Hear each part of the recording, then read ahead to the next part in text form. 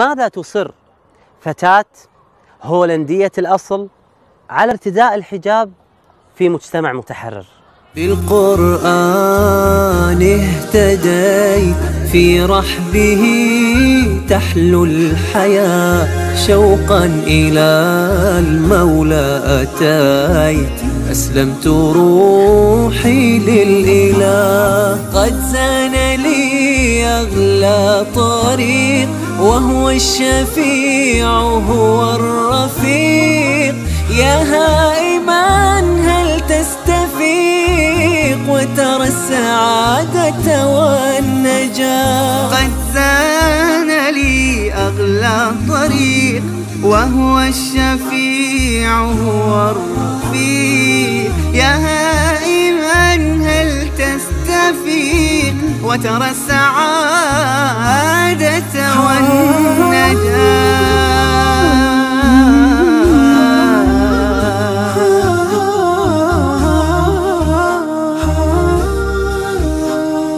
Mijn naam is Esma Klaassen.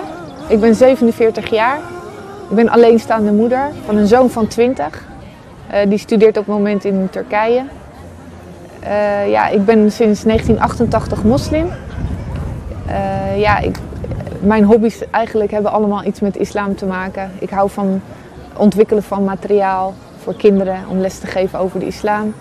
Ik hou van wandelen en van de natuur genieten en Allah's schepping bewonderen.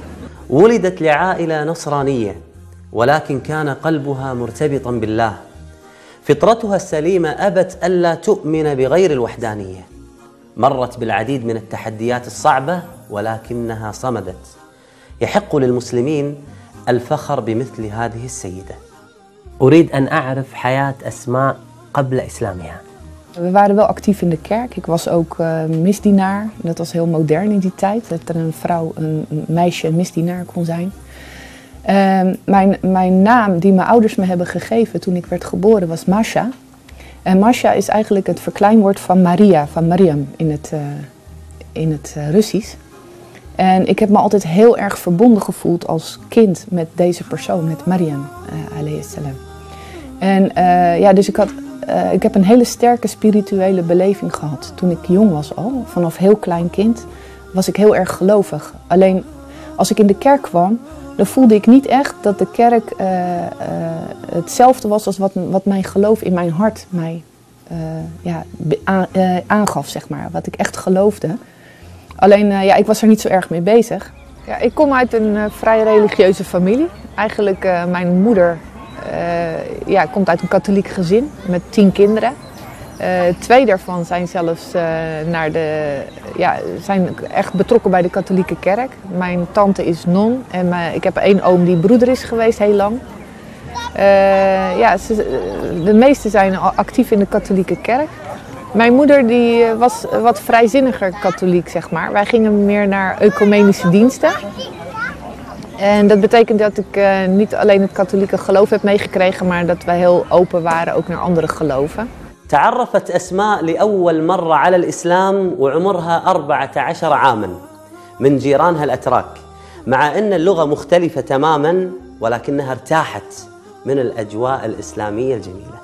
We konden niet slecht communiceren, maar ik vond het een hele fijne sfeer. Ze waren heel erg lief en vriendelijk en heel gastvrij. En er stond een video op dat moment. En ik herkende de video. Het was in het Turks, maar het was over een persoon die ik kende. Het was over de profeet Ibrahim alayhi salam. En het ging over het offeren van zijn zoon. Subhanallah. En ik kan me nog herinneren dat ik zei van, hoe kan dat nou? Zij komen uit een hele andere cultuur, een hele andere taal spreken ze. Ze zien er anders uit met de kleding. En we hadden een discussie over of het Ishaq of Ismaïl was. En dat was voor mij de eerste aanraking met de islam. En ik kon op dat moment nog niet zoveel begrijpen inhoudelijk. Maar ik wist wel dat er inhoudelijk overeenkomsten zaten tussen de islam en het christendom. Dus mijn interesse was vanaf dat moment gewekt eigenlijk. وفي أثناء دراستها الجامعية تعرفت أسماء على مجموعة من الطلبة المسلمين وقبلت من أحدهم دعوة لزيارة مصر. Toen ben ik naar Egypte gegaan. Ik was uitgenodigd door een familie daar. En ja, toen ik daar kwam hebben ze mij de Fatiha geleerd. Ik kon hem al, de Surat al-Fatiha kon ik al heel snel uit mijn hoofd. En ik heb, daarna lieten ze me allerlei boeken zien. En op een gegeven moment zetten ze een video op van Ahmed Deedat. En Ahmed Deedat, die was in gesprek in die video met een dominee Swaggart. Subhanallah, vanaf het allereerste moment dat ze begonnen te praten was ik zo gefascineerd door die broeder Ahmed Deedat, rahimallahu alayh. Ik vond hem echt, mashallah, hij legde uit dat de Bijbel, dat er niet één Bijbel bestaat, maar dat er veel verschillende soorten Bijbels bestaan, omdat de letterlijke tekst die Isa alayhi salam heeft overgeleverd niet meer aanwezig was. بدأ الشيخ أحمد ديدات رحمه الله يدلل على حفظ الله سبحانه وتعالى لهذا القرآن العظيم. إنا نحن نزلنا الذكر وإنا له لحافظون، بخلاف الكتب المقدسة عند النصارى. وفي هذه اللحظة شعرت أسماء فعلا بأنها مسلمة. En ik denk als ik naar huis ga, als ik straks in het vliegtuig stap, ik kom uit het vliegtuig, ik ga meteen aan mijn ouders, iedereen vertellen wat ik heb geleerd over de islam. En ik had echt verwacht dat iedereen zou zeggen, oh mashallah, dat wisten we niet. We worden ook moslim. Dat had ik echt verwacht op dat moment. Maar subhanallah, toen ik het vertelde, waren ze niet zo enthousiast zoals ik zelf was. Waren zelfs verbaasd dat ik daar geïnteresseerd in was.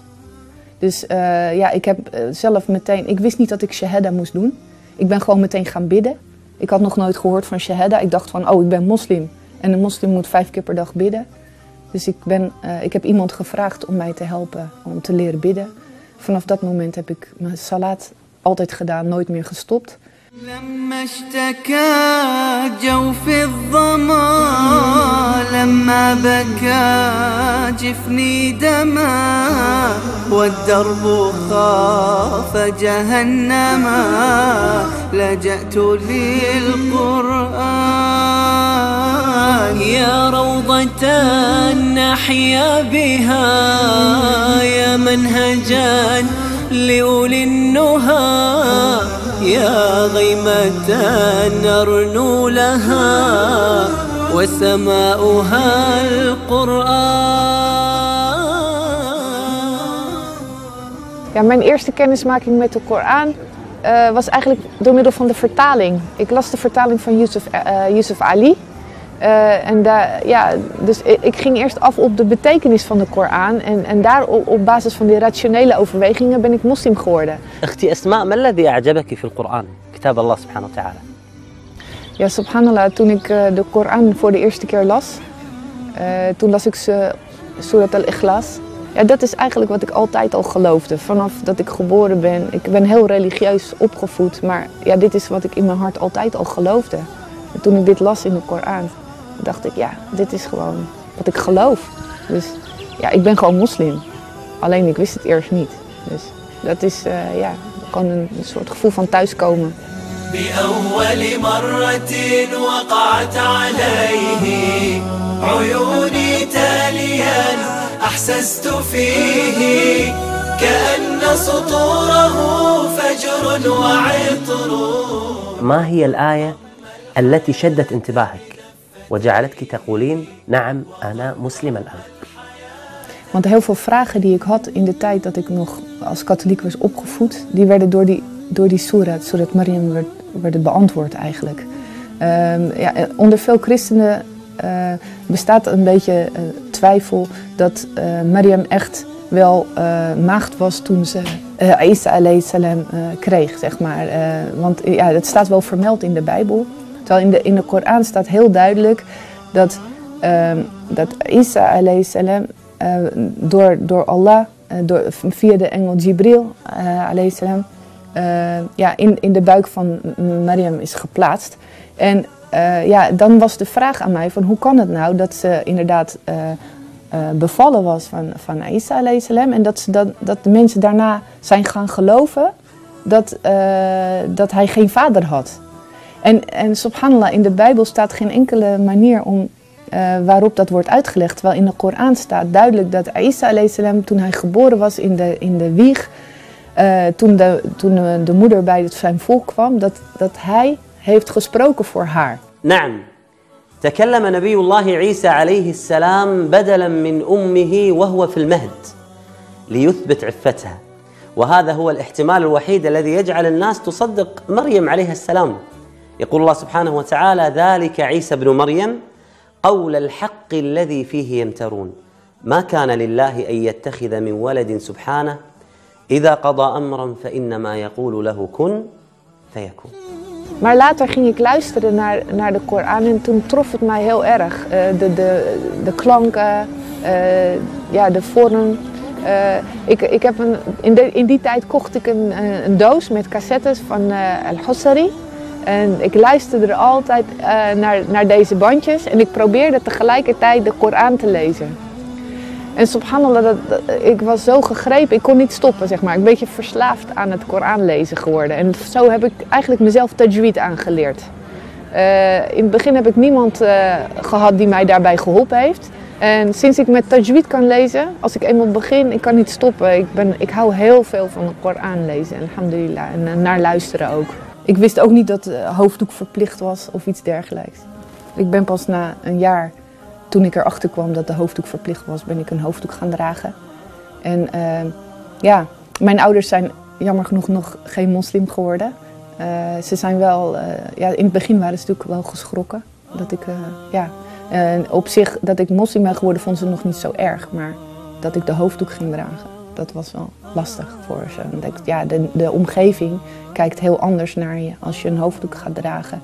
Ineens, werd je veel nagestaard, nagekeken. تعبت أسماء بسبب ارتدائها الحجاب، والحجاب فرض على المسلمات. كانت أسماء الوحيدة في الجامعة التي ترتدي الحجاب مع وجود مسلمات، ولكن للأسف المسلمات كانوا يحثونها على خلع الحجاب. Ze zeiden van, het staat niet in de Koran. Het woordje hijab staat niet in de Koran. Waarom doe je moeilijk? Ja, maar ik vind het niet te zwaar. Voor mij is het, ik wil gewoon Allah tevreden stellen. Maar later begon het pas toen ik de hijab ging dragen. Toen werd het moeilijk voor mijn moeder. Dat deed haar gewoon pijn, dat haar eigen dochter zo wordt bekeken op een hele negatieve manier. هل تحتزين بهذا الحجاب؟ هل تفتخرين به؟ Ja, alhamdulillah. Ik ben moslim geworden. La ilaha illallah betekent, er is niets belangrijker dan Allah. Het enige waarvoor we leven is de aanbidding van Allah. En ik wil alleen maar dat Allah tevreden over mij is. De ridda van Allah, dat is belangrijk voor mij. Niet de ridda van de mensen. Alhamdulillah, Allah heeft mij quwwa gegeven, kracht gegeven, inshallah.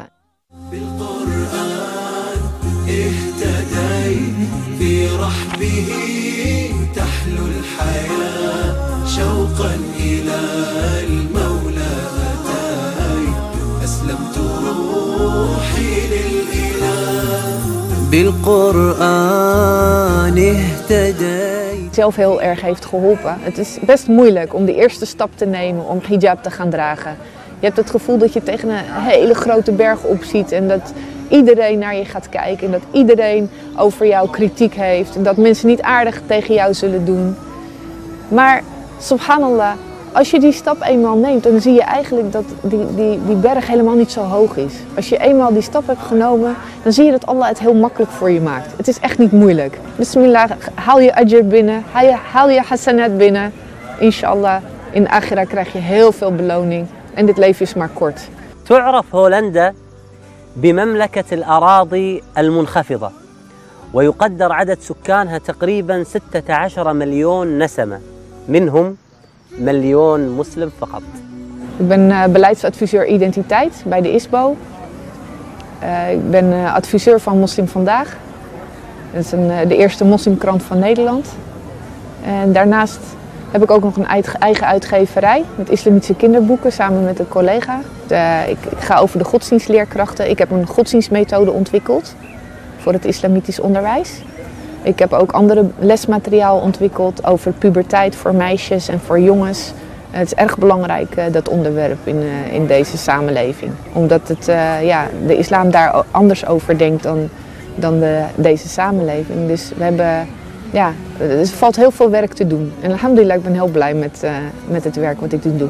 Daarnaast geef ik ook lezingen op Centrum de Middenweg.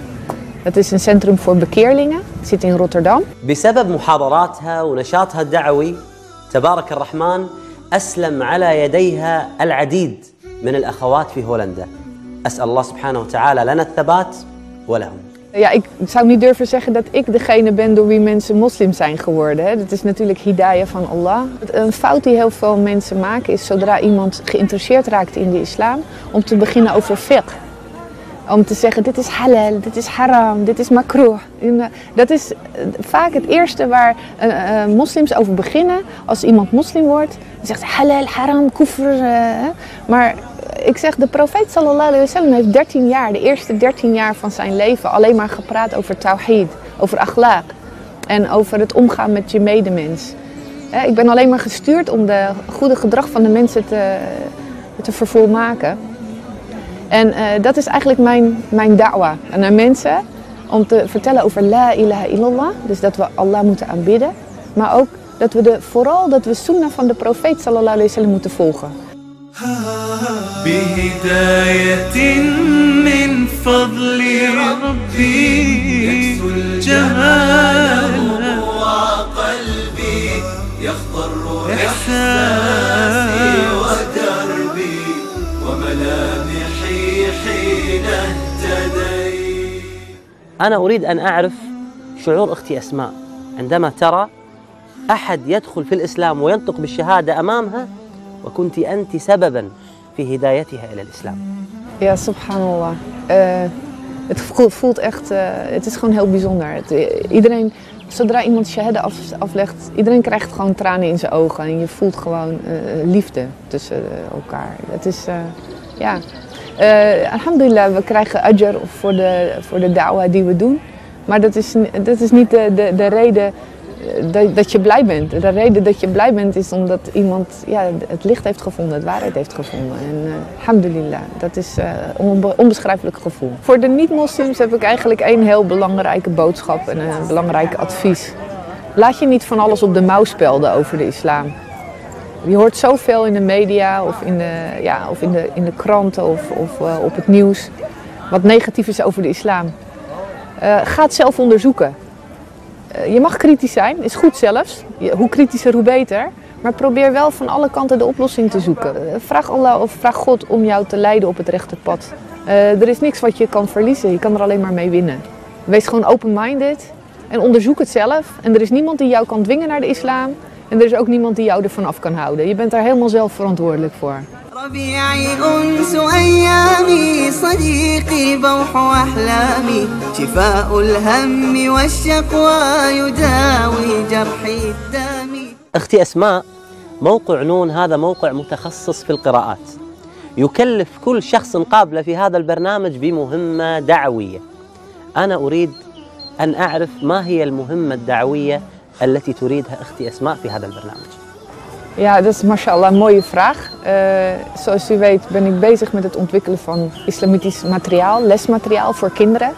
Heel veel is eigenlijk op schrift, in boeken, lezen. Maar tegenwoordig hebben de kinderen behoefte aan iets anders. Iets met filmpjes, video's en dat soort zaken.